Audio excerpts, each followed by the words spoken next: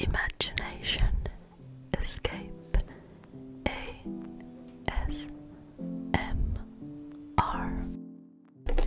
Heippa jälleen kaikki ihanat ihmiset.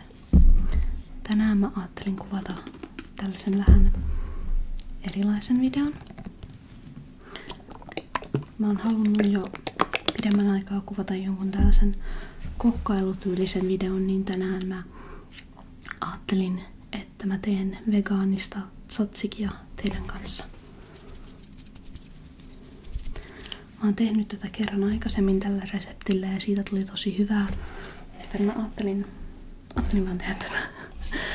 No, mä sain idean aamulla, kun mä mietin, että mitäköhän mä tänään söisin, että mä voisin syödä falafelia ja riisiä ja tätä tzatzikia, niin mä ajattelin, että hei, miksi mä samalla kuvaisin tästä videota. Joten mulla on tässä kaikki ainekset.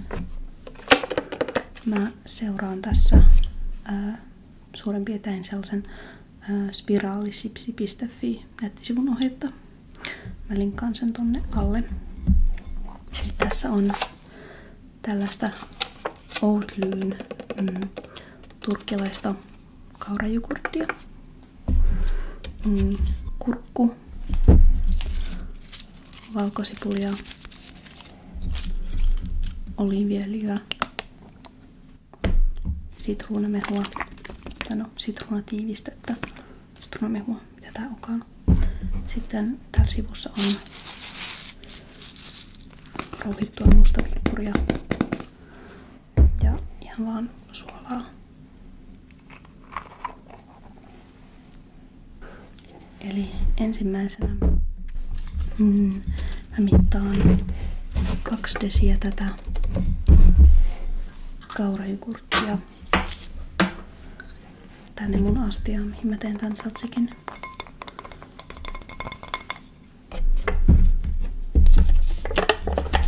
Mä en tiedä näkyykö tässä videossa, mutta mulla on tällainen kissa Essu.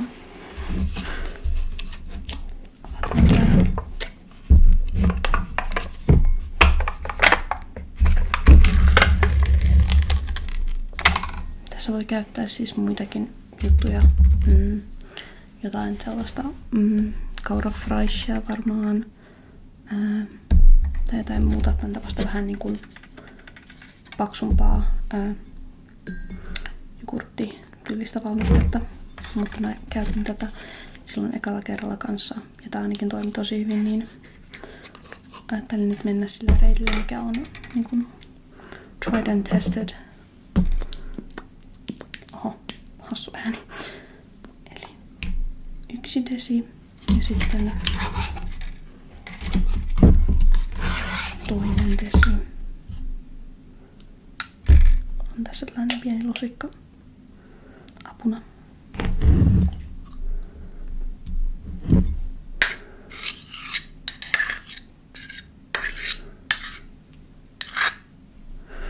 Mä en yleensä ihan hirveästi, silloinkaan kun mä vielä söin maitotuotteita, niin en hirveästi turkkilaista jogurttia syönyt. Enkä tätäkään ole muuten silleen pelkästään syönyt, mutta tähän paketin sisältä ei mene kaikki tähän tzatzikiin. Tai tietysti jos sitä tekisi kerralla enemmän, niin se kaikki menisi, mutta mulla ei ole tarvetta tehdä niin suurta määrää kerralla, koska sitten en saisi sitä syötyä varmaan siinä ajassa ennen kuin se menee pilalle. Niin tää oli kans ihan hyvää, tää Oatlyn turkilainen kauragurtti. Ihan niinku vaan myslin ja tällaisen kanssa. No niin, nyt meillä on täällä tämä jogurtti. Oho.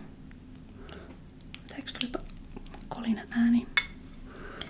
Sitten mä voisin vaikka kun mä leikkaan ne 2. Ehkä mä leikkaan valkosipulinen 2. Siinä ohjeessa sanotaan, että 2 valkosipulin kynttä. Mä otan 2, se oli viimeksi ainakin ihan hyvä määrä. Tää on kyllä aika pieni. Okei, ne on sen verran pieniä, että mä otan tähän ehkä vielä 3, koska mä tykkään ainakin niin kuin vahvasta valkosipulin mausta. No, tässä on tällainen 1 ihan miniin. Ehkä noin riittää. Silloin viimeksi kun mä tein tätä Niitä vaan biojätteeseen noita valkosipulinkuoria. Ja myös kun mä tein tätä, ja sit kun mä olin syönyt niin mun kumppani oli silleen, Snäkin tu sait ihan valkosipulilta. Ehkä tällä kertaa ei tuu niin valkosipulista. Leikataan tämä.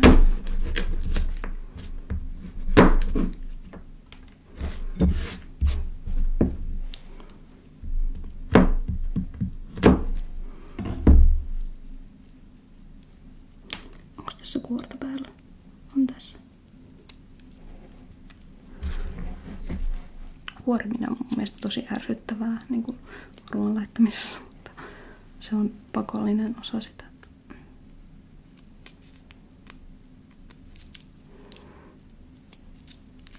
Se on varmaan joku järkevämpikin menetelmä kuoria, mutta mä vaan teen tälleen.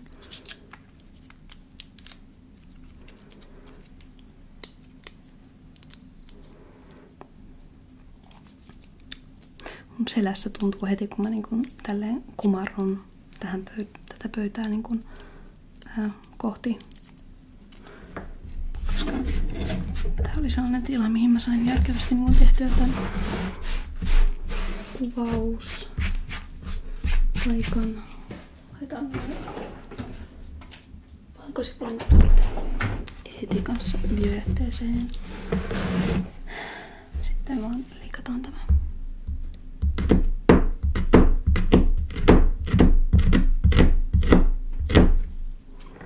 Ei myöskään ole mitään superfansia leikkaustekniikkaa, vaan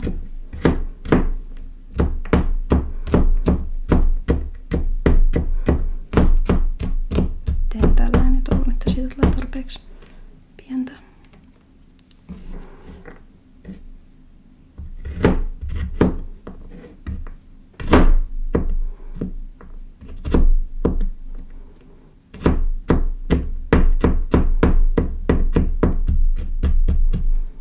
Tää ei oo mitenkään superterävä veitsi.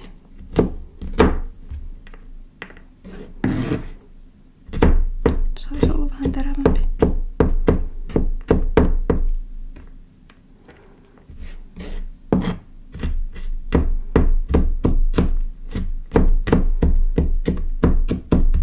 Ei näytä ihan hirveän isolta valkosipulimäärältä tuohon jogurtin määrään verrattuna, mutta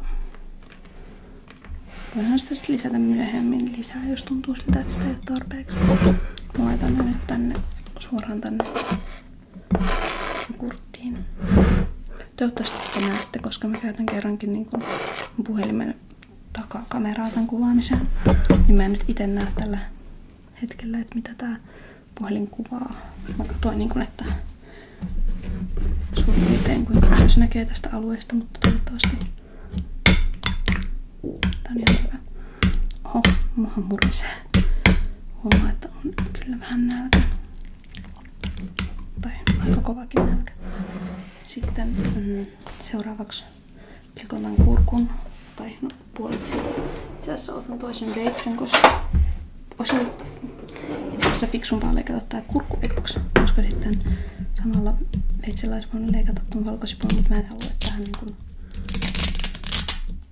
toiseen kurkun puolikkaaseen jää valkosipulista hajua, niin mä otan tästä nyt vaan puolet. Siis otin uudella veitsellä tämän, koska tästä kurkusta käytetään vain puolet. Tähän saat sekin. Eli otan tän muovin tästä pois. Huuhtasin vähän kurkua. No niin, huuhtelin kurkun. Vähän kurkun naputtelua. Sitten tästä pitää poistaa tää. Tää on itse asiassa varmaan vähän terävämpi veitsi kuin tämä. Tästä pitää poistaa tää sisuksen kun vetinen osa, niin mä teen sen vaan lusikalla.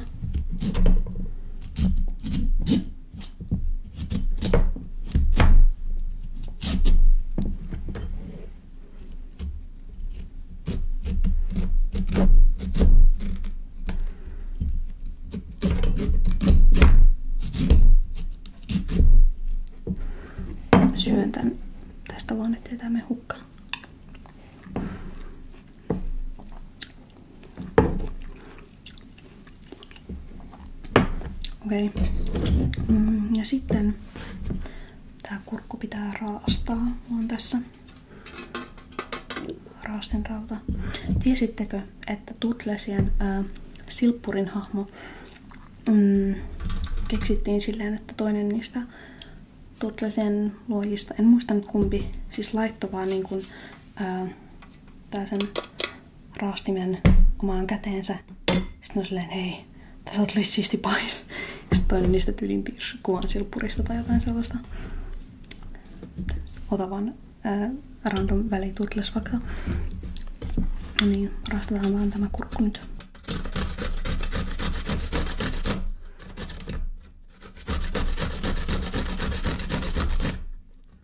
Tässä lähtee ottaa kuorta.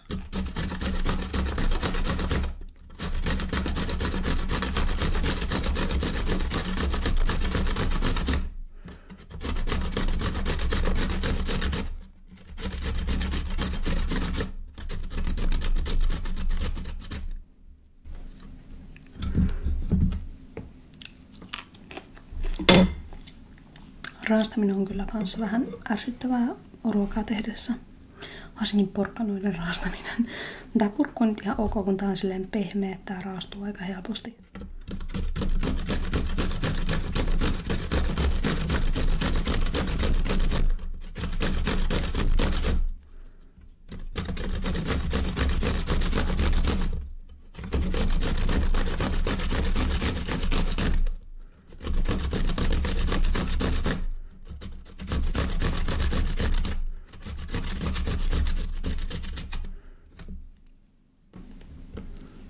No niin, kurkku on raastettu.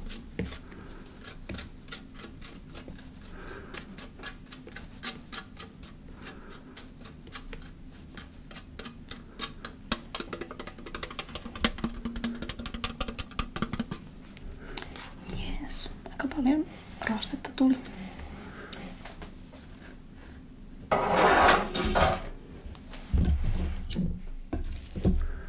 Pistetään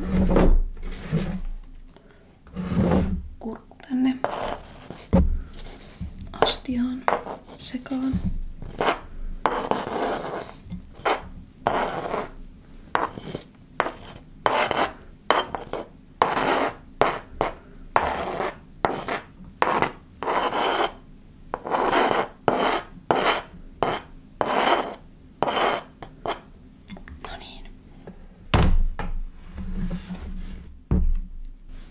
Sekoitetaan.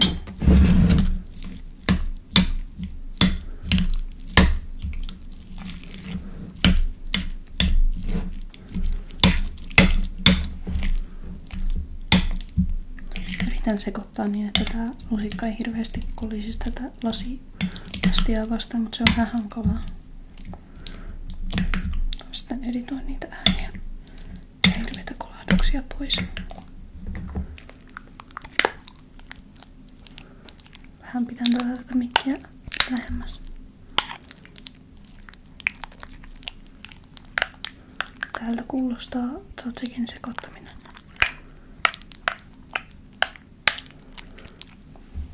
Joo. Sitten meillä on vielä sitruunamehu, oliiviöljy ja suola ja pippuri lisättävänä. Ja mä lisään näitä vähän silleen, että mikä tuntuu hyvältä. Uusi oliiviöljy. Purkki. Tai pullo. Sitten kaadetaan sitä vaan vähän tälleen. Mikä näyttäisi sopivalta.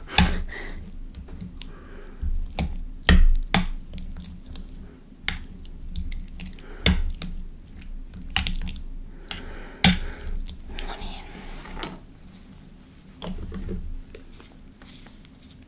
Sitten sitruunamehu.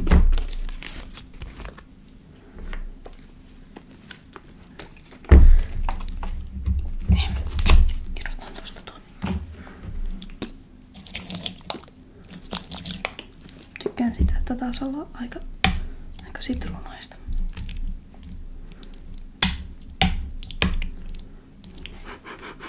Ihana sitruunan tuoksu tulee.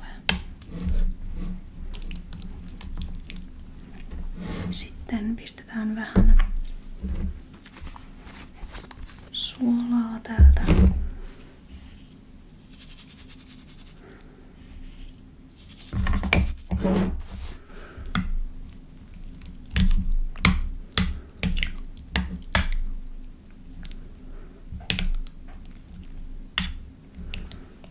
Sitten rouhittua mustapippuria.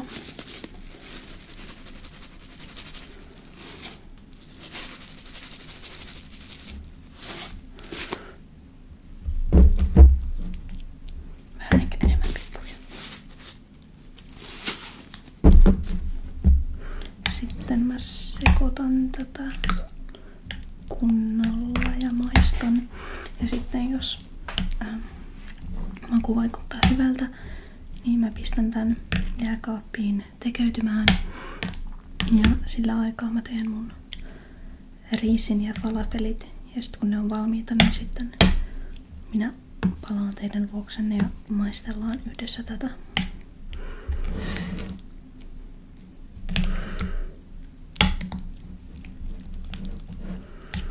Ehkä tää on hyvin sekoitettu. Mä maistan tätä pikkasen.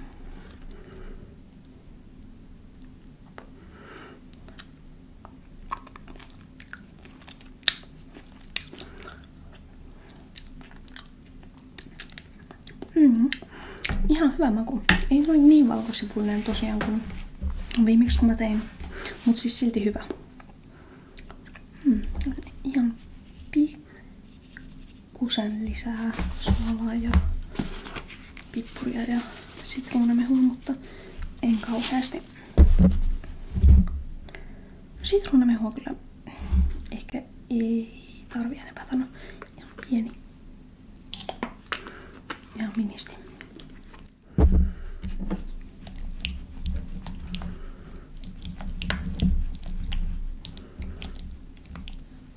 Joo. No niin, nyt mä teen mun ruoan, varsinaisen ruoan ja sitten kun se on mulla lautasella, niin mä palaan ja maistellaan yhdessä. No niin, elikkäs nyt mulla on täällä ruoka valmiina. Tässä on falafeleja, on riisiä ja on tätä tzatzikia. Ja jos jostain syystä sä vielä katsot tätä videota ja sä et tykkää syömisäänistä, niin nyt on sun aika lähteä. Joo. Tää tzatziki ei välttämättä näytä hirveän hyvältä tälleen vammessana, mutta tää maistuu tosi hyvältä. Eli maistellaanpa nyt tätä yhdessä. Dipataan vähän falafelia sinne ja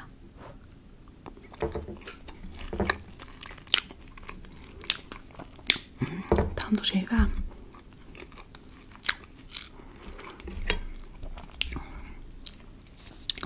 Tää on kyllä jotenkin vähän hassua kuvata niin kuin itseään syömässä tälleen ja äänittää näitä syömisääniä. Sen takia mä en ehkä hirveän usein tee tällaisia videoita.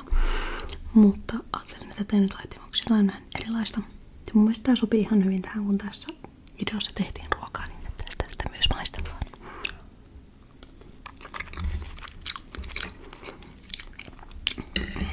Tää on tosi sellainen kivan raikas tää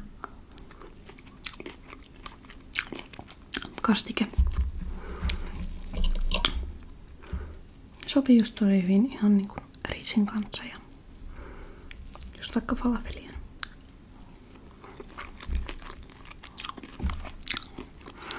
Ekan kerran kun mä tein tätä tzatzikia, niin mä söin sitä sellaisen niin kuin, vähän niin kuin aasialaistyyppisen soijapala jutun kanssa. Sen ruoan ohje oli sellaisen niin kuin soijapala paketin sivussa. Mä en muista tarkalleen mikä se nimi oli tämän ruoan, mutta se oli ihan hemmetin hyvää. Tykkäsin siitä. Ja siinä ohjeessa sanottiin, että niin kun, se niin kun syöt tzatzikin kanssa. Ja sitten mä olin minäpä sitten teen sitä. En ollut koskaan aikaisemmin tehnyt tzatzikia.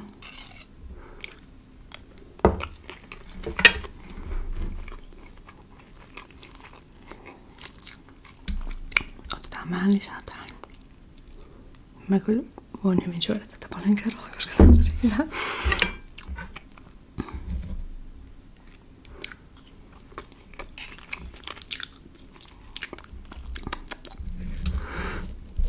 En kyllä kuvaa ihan koko syömisaikaani, mutta kuvataan nyt hetken aikaa.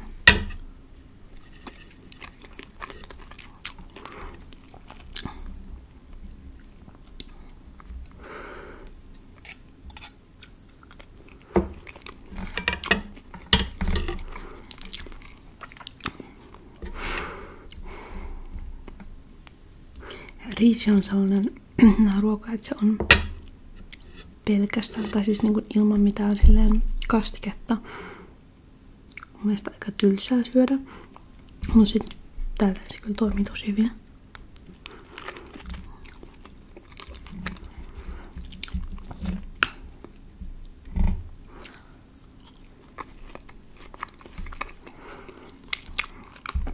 Nämä falafelit on ihan vaan jotain, tai siis ne on vaan Pirkan falafeleja pakasteesta. Ei mitään maailman parhaita falafeleja, mutta niin kun mun piti ostaa halpoja. Mun lempisalaista niin kaupan valmisfalafelit on ehkä Fallero nimiset. Mä en muista tarkalleen minkä merkin ne on. Erityisesti ne punajuurifallerot, jotka on sellaisessa niin kuin violetissa tai sellaisessa punajuuren värisessä pussissa. Mut itse tehdyt falafelit on kyllä mun mielestä kaikista parhaimpia. No pitäis tehdä niitä taas. Mä tein joskus, oliko se viime vuonna? Taisi olla viime vuonna mä tein itse falafeleja, ne oli ihan samperin hyviä. Pitäis tehdä niitä jossain vaiheessa uudestaan.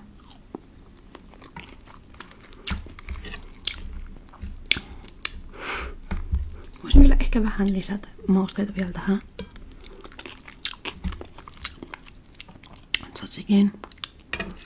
Tai ehkä ei. Tää on vähän miedompi versio siitä, mitä mä tein viime kerralla. Mut silti hyvää. Tää on hyvä, kun tähän voi niin kun lisätä oman maun mukaan. Sitten joo. Mä en taida kuvata enempää tätä mun syömistä. Sitten mä voin lopun aterian syödä rauhassa. Mutta toivottavasti te tykkäsitte tästä videosta. Ja mä laitan sen reseptin, mitä mä käytin tuon tzatzikeen tekemiseen, niin tonne kuvaukseen alas. Ja kertokaa, jos te haluaisitte lisää tällaisia niin kuin kokkailuvideoita jatkossa tai syömisvideoitakin.